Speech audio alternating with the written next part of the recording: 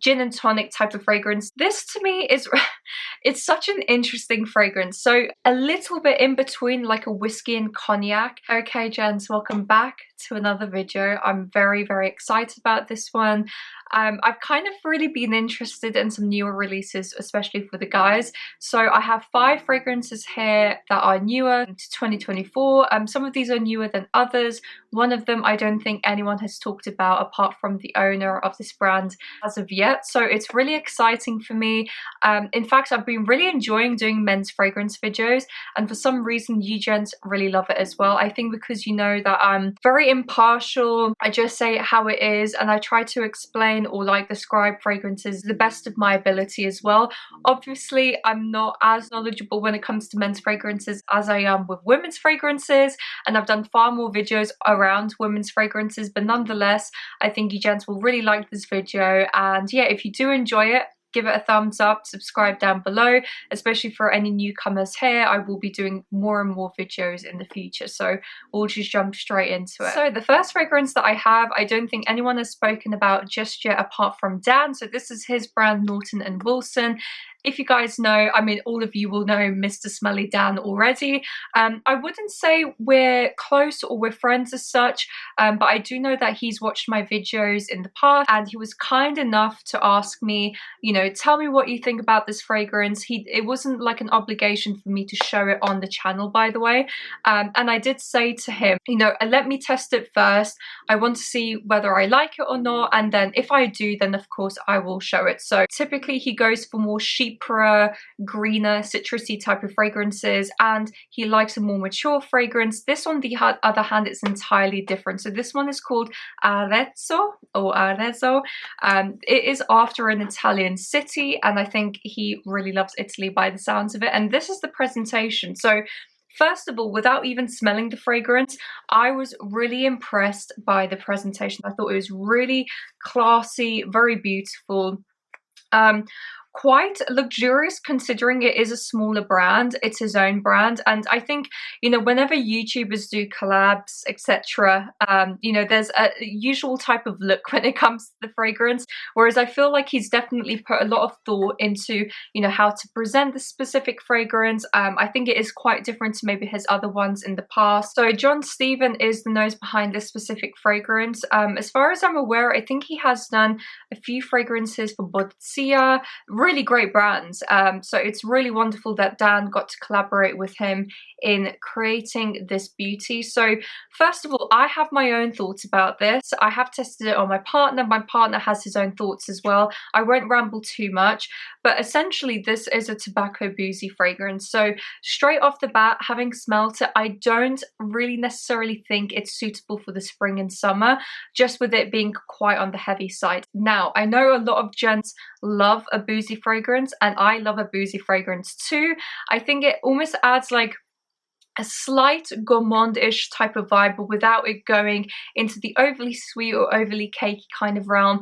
And it is really amazing, especially if you are into alcoholic beverages in general, if you like your cognacs, your rums, your whiskies, etc. I think this is a really great fragrance. So I'm just going to spray it on my skin because I thought it was really interesting.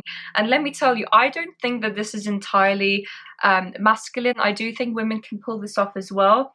So straight off the bat, you do have almost like a candied citrus type of opening.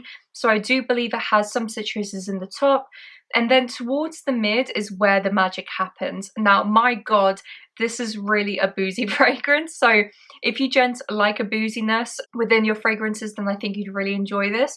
This to me almost goes a little bit in between like a whiskey and cognac. It doesn't go as dry as whiskey, but almost has like the sweetness from cognac, which I think is really beautiful.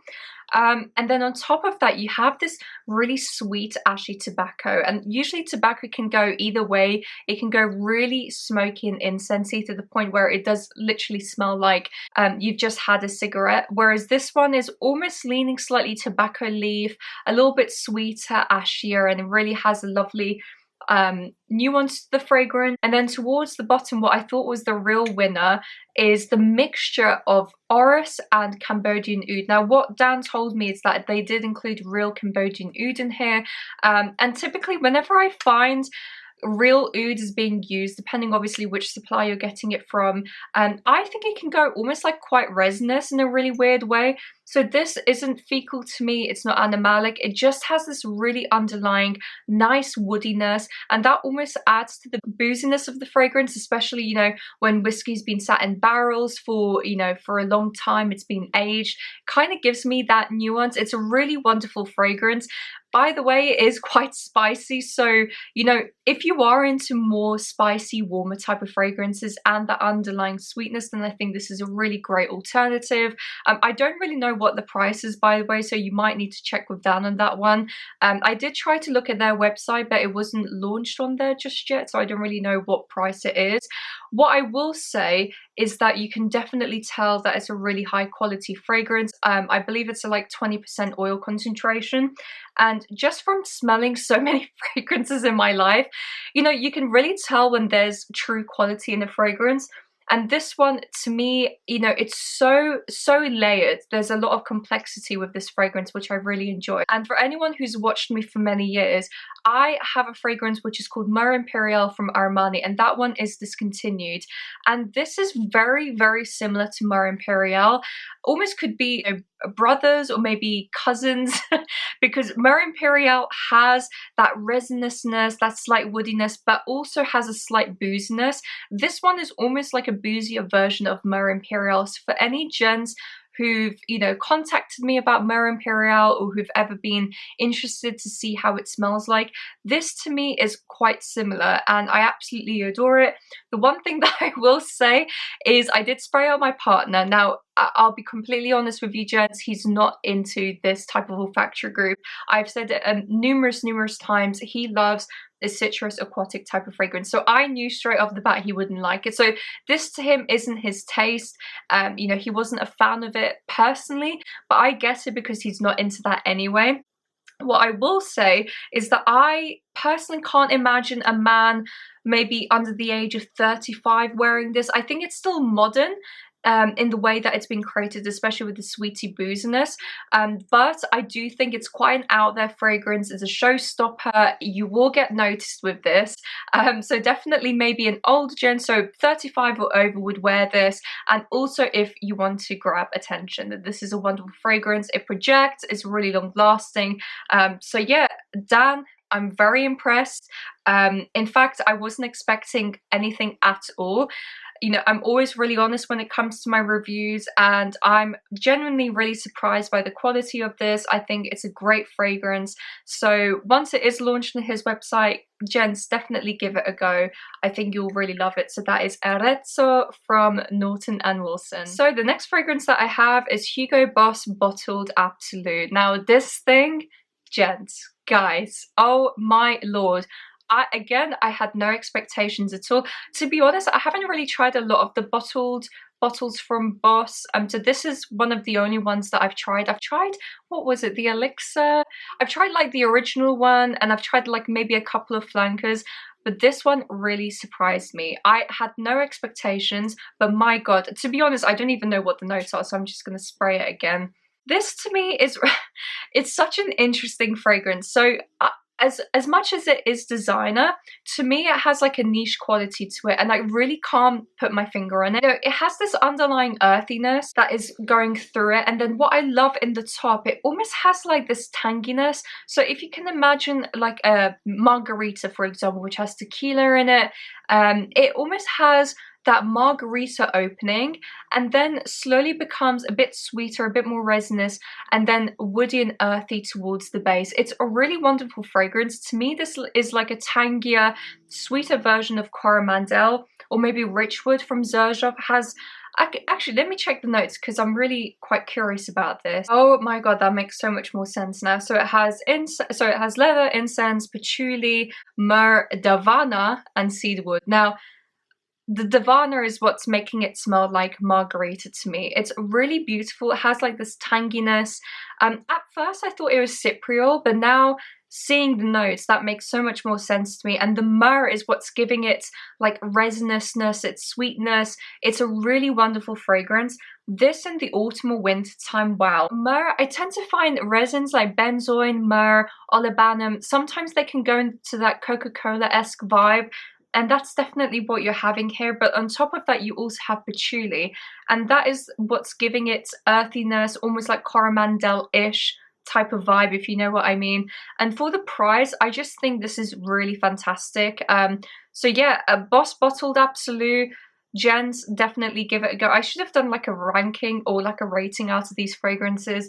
A rating out of 10, I would give this a solid 8 or 9 out of 10. And I know that's fairly high, but for the price, I think this is a really great designer fragrance. As I said, almost gives me a bit of a niche quality to it as well. So if you haven't tried it, try Hugo Boss Bottled Absolu. So the next fragrance that I have is one that I've smelled for a long time now, basically since it launched, which I think was back in August or September, I think-ish.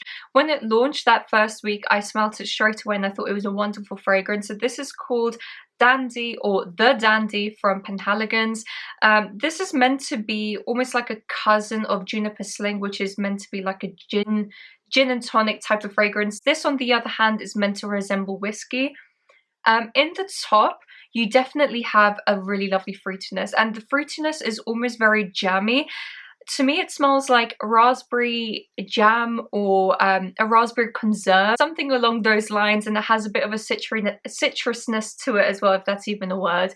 Almost smells like iced citruses. It's really wonderful, and I think that's what makes it slightly unique. Towards the mid is when you start getting that booziness, and to me, I know that this is meant to resemble whiskey, but in all honesty, I think because of the fruitiness and the sweetness within this fragrance, it smells more similar to rum or cognac, because I find whiskey can be much drier, whereas this doesn't smell dry to me. This smells very fruity, juicy.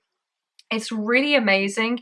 And you know, in the base you also have like oak, cedar, etc.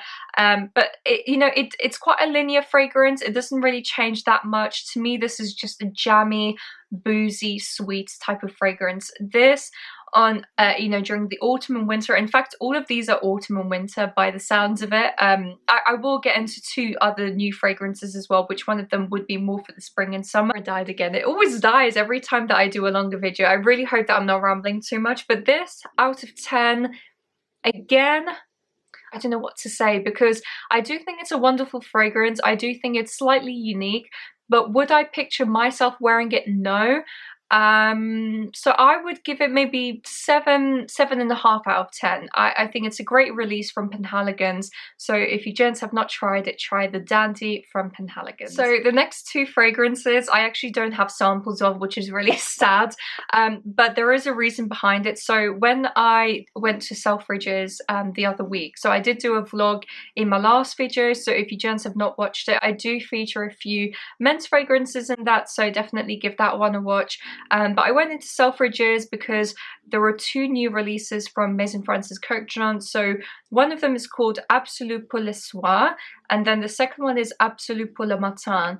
And I believe they're both Selfridge exclusives, which is really interesting because normally when a brand does a launch, especially like a designer or a luxury designer or a niche house, they will do it in Harrods typically. So I thought it was interesting that it was a Selfridges exclusive. Now, I haven't really heard too much about these fragrances. What I have heard is with Absolu pour le Soir, people really hated it. Now, I don't think it's that bad. Personally, so I wrote some notes in terms of how I felt about it. I got to smell it on the test strips and on my skin as well, and I will put a photo of the woman. She like presented both of them to me, and unfortunately she didn't give me samples, but I get why, you know, it's just one of those things. But I did want to try them for my partner. Anyway, so Absolu pour le Soir, I wrote that it was quite animalic, and when I mean animalic, I don't mean feces, I mean more so, please don't take this the wrong way, in like a pissy type of smell, like a urinal type of smell, and honestly I don't know where I was getting that from. It was in the opening though, and then when I really thought about it, I was like thinking about what type of notes were included. It could come from the coumarin oil. I know that was one of the naturals in that fragrance, and maybe that was giving that slight animalic, pissy type of smell. But you know, soon that dissipates very quickly. It's only literally within the first 5 minutes, and I don't think it's as strong as what people make it out to be. You know, everyone's noses are very different, and you know, the beauty of fragrances is that it's very subjective. To me, it almost gave this like slight dirtiness to the fragrance, and typically you gents know, and you ladies will know as well if any ladies are watching, I am not a fan of animalics whatsoever. I can't do it. I can't stand it. Civet, animalic ouds, castoreum, that is really not my vibe. I don't think it's a bad fragrance, by the way. I just don't picture myself wearing it. Maybe on a guy it might smell really nice, so you know, maybe that rating would go up if I was to smell it on my partner or maybe another gent. I could change my mind, and again, it's all subjective because it was on a tester strip, it was on my skin, so for all we know, you know, if you gents were to wear it, I might change my mind. So that was that one. I also have Absolu pour le Matin. Now this is almost a very, I mean, it's polar opposites to Absolu pour le Soir. So this is meant to be a citrus, almost aquatic greener type of fragrance. Now what I thought was really interesting about this one, I think it's marketed towards men, but definitely to me it was very unisex. In fact, on my skin I thought it was really nice. On the tester strip I thought it did go a little bit more floral and powdery, which had a nice take on it. To me, I think again they got inspiration from 724, which was a popular release of theirs, and I think they made it a little bit cleaner, a little bit more powdery. So I'm just gonna read out what notes came to me. So Absolu pour le Matin didn't smell that special to me, and consider it unisex too. Women can definitely wear this, 100%. Clean, pretty scent, similar vibe to 724 but more powdery and slightly floral. So 724 almost goes into that aquatic leaning citrus, whereas this one almost smelled like, to me, it had iris or some type of floral mid, which made it a little bit more powdery, and as I said, with it having that floral mid, again a little bit more feminine. So yeah, that was Absolu pour le Matin. So guys, that is it for today's video. As I said, anyone new here, if you liked it, definitely give it a thumbs up, subscribe down below. I am hoping to potentially do like a part 2 where I do newer releases for 2024, but I just thought it was really enjoyable. Some were a little bit more surprising to me than others, especially the Bottled Boss Absolu and the Arezzo from Naughton and Wilson. So yeah, really hope you guys have a fantastic week, and I will see you later. Bye guys.